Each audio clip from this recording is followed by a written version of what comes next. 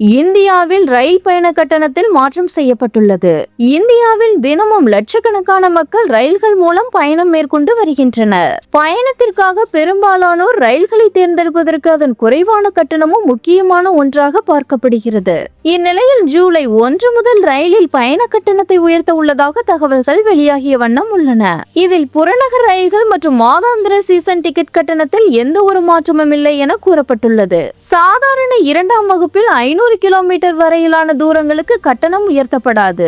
500 கிலோமீட்டருக்கு மேல் உள்ள தூரங்களுக்கு கிலோமீட்டருக்கு அரை பைசா அதிகரிக்கும். மேல் மற்றும் எக்ஸ்பிரஸ் ரயில்களில் கட்டணம் கிலோமீட்டருக்கு 1 பைசா அதிகரிக்கும். ஏசி வகுப்புகளில் கட்டணம் கிலோமீட்டருக்கு 2 பைசா அதிகரிக்கும் என தெரிவிக்கப்பட்டுள்ளது. மேலும் ஜூலை 1 முதல் தட்கட் ரயில் டிக்கெட் முன்பதிவுகளுக்கு ஆதார் அங்கீகாரம் அவசியம் என்று இந்திய ரயில்வே முன்னதாக அறிவித்துள்ளது குறிப்பிடத்தக்கது.